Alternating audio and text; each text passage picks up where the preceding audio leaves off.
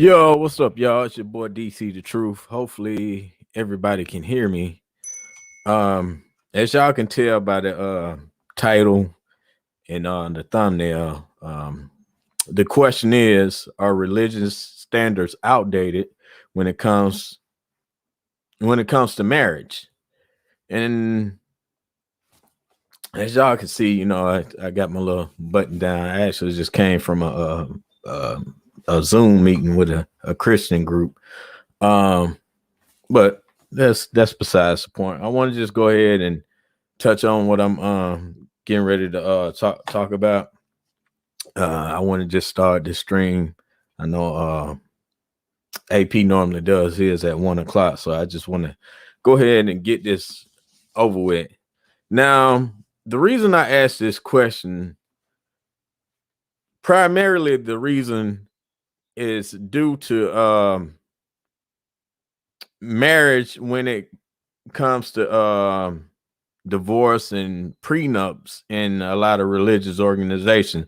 Now, please don't quote me on there. That's why you see in that thumbnail, I got plenty of different religious symbols or whatever that they may feel a different way when it comes to this. What I'm talking about is usually Christianity beliefs. So let's just get into it. And I understand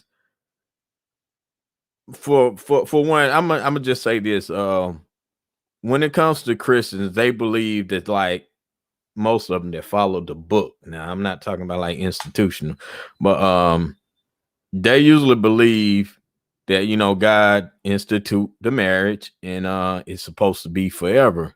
And really the only grounds for divorce is infidelity, in the lack of a better terms.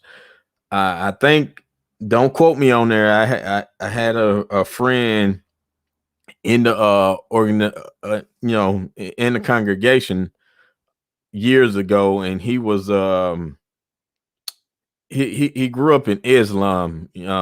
So he was Muslim for a part of his life, and I think, please don't quote me on there, Muslims have a different set of standards when it comes to divorce. And infidelity is not like the only ground for divorce versus Christian, so to speak.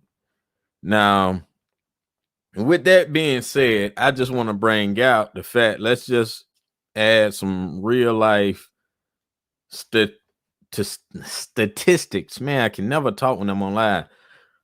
When it comes to divorce, as we know that 70% of divorces are usually initiated by the women. Um, some of the stats I've looked at, some even go as high as 80%. So you can give or take where it's 70 or 80. Now, out of that 70 and 80%, now let's just go back into Christianity, so to speak. 20 to 40% of those of divorce initiations are due to infidelity. Now, that can make you wonder, like, hey, who is really at fault for the infidelity? Y'all know, and I would keep my red pill type mindset. I say those for savage streams, that it can come from both sides. I'm not giving women a pass in this department, so. And I've even seen it to myself, just to piggyback on, I'll say, even when I was active in the Christian congregation, then I was seeing a lot of I would see a lot of Christian men really get devastated by this, because of just the whole belief. I know people say, and I'm going to get into the arguments that Christians may use, but they will say, to the man, basically, like, hey, they'll use scriptures like um basically Ephesians 5:28 to 23, which let me pull my little banner up for that. Actually, I got both of them here. You know, Ephesians 5, verse 28. Yes, I did my little research today. You know, in the same way a husband should love their wife as their own body, that man should love his wife as himself. And then in Ephesians 5:33, nevertheless, each of you must love his wife as he does himself. On the other hand, the wife should have deep respect for her husband. So, and then there's one more scripture I'm going to touch on, but I basically want to say that divorces a lot of times, even in, I just can speak for Christian congregations for the most part, that it leaves men devastated. You know, y'all know just not as being people that's not Christians, they are they get wrecked by the family law system that's out here. Like a man, yeah, well, what's the video Thumb posted up where the man lost his not only he was had to pay out spousal support, you know, of course, child support, which, you know, that would be understandable if y'all got family and whatever and got kids involved. I have no problem with that, but you know, the whole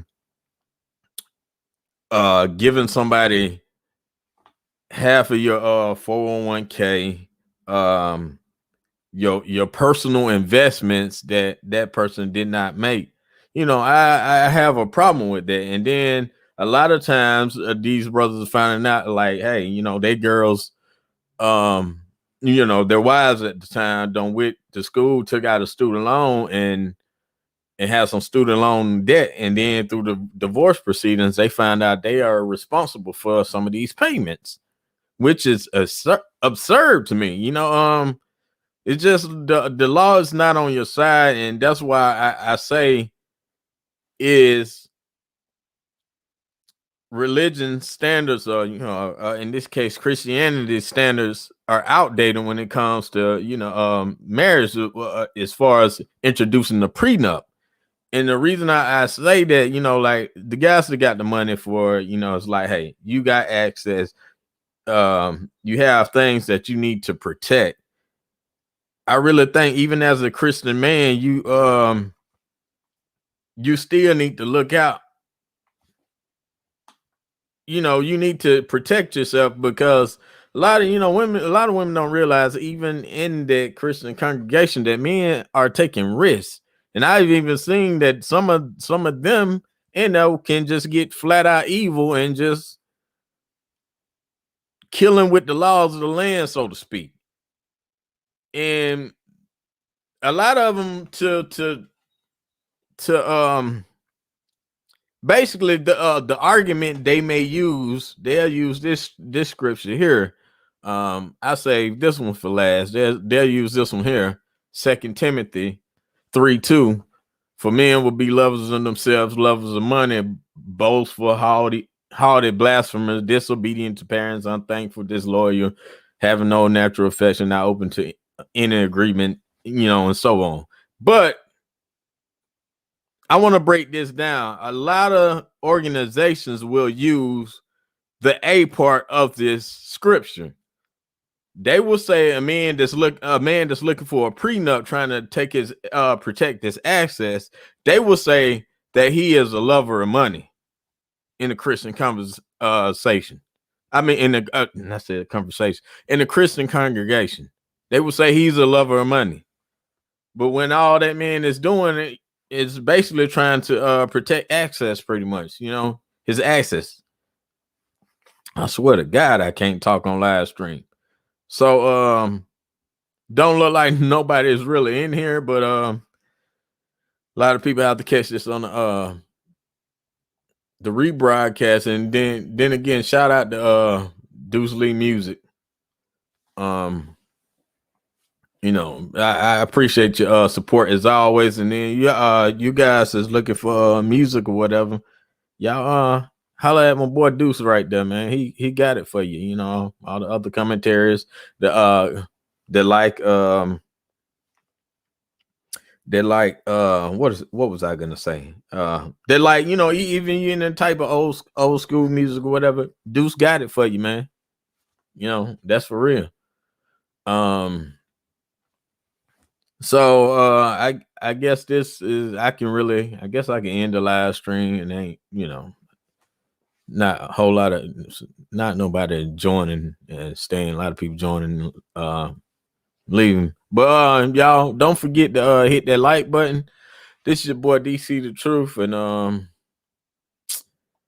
guess I'm gonna get on out of here, y'all. Take it easy. For real. Honestly, I don't know who the fuck to trust. Is he my friend or my foe? I'm a exit draw. Yeah, she give me that claim as well. I remember back when I was younger, I was happy. Nowadays feel like no one understand me. I'm good at artists, silly, I'm Bob, baby. Baby's yellow, text.